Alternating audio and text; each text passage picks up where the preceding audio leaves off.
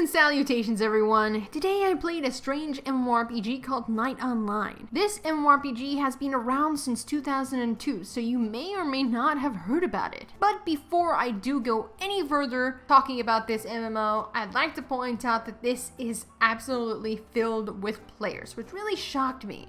To think an MMORPG that's been around since 2002 having a thriving population of players when most MMORPGs nowadays can't live past a few years before getting shut down, or looking at Bless Online, maybe not even making it to a year, it's incredibly strange. Something must be really wrong with the MMORPG market, or this game is absolutely amazing, or both. Or maybe this game is just an addictive MMORPG. I can't say. Either way, food for thought. Rambling over, however, let us talk about what this game is actually about, for those of you who don't know. Night Online, from a first impression standpoint, is a relatively generic MMORPG.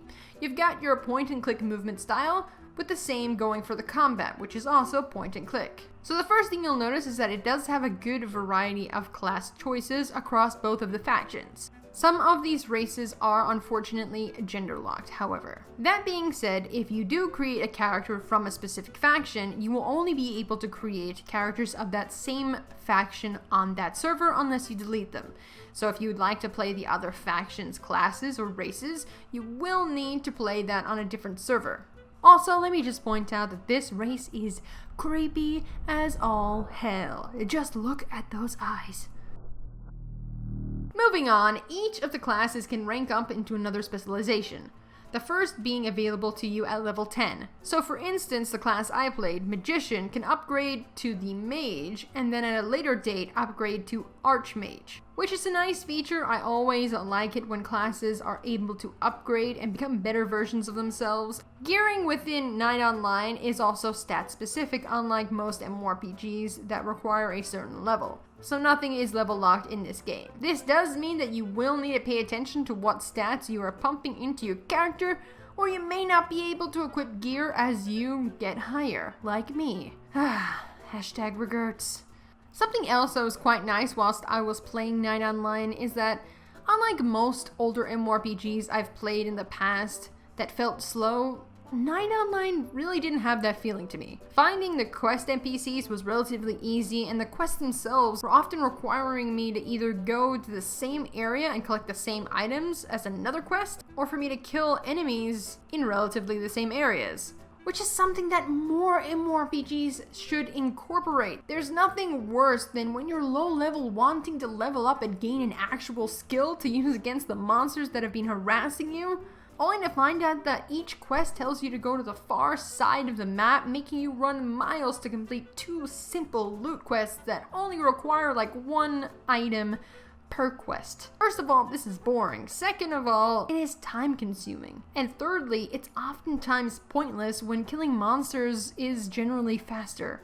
Night Online made doing quests way more simple. It is time consuming if you do try to navigate from one corner to the other corner, but there isn't a whole lot of areas to visit within the game, which is generally why I'm assuming most of the players congregated in this one town that I spawned in. So if you're looking for an MMORPG with a lot of exploration, Night Online doesn't really seem like that kind of MMORPG. Something to note is that this game is considered to be heavily pay to win, which after playing so many free-to-play MMORPGs, it really does seem to be a recurring theme at this point. I feel as though all free MMORPGs have at least one aspect that could be considered pay to win or pay to progress. So the real question would be, is this more pay to win than the other free-to-play MMORPGs out there? And from what I could see, it is no more than what is generally considered the normal amounts of pay to win in a free-to-play MMORPG, which is just an unfortunate statement.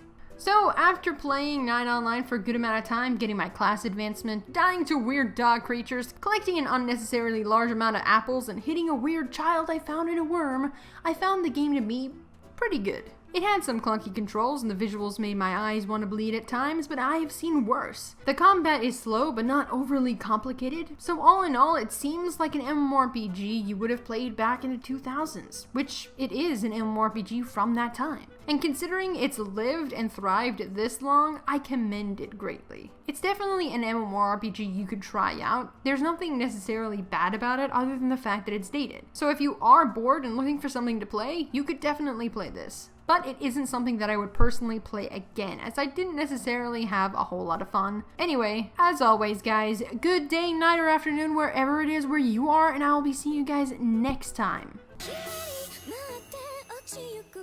染められて望みのままに口づけくらいちゃう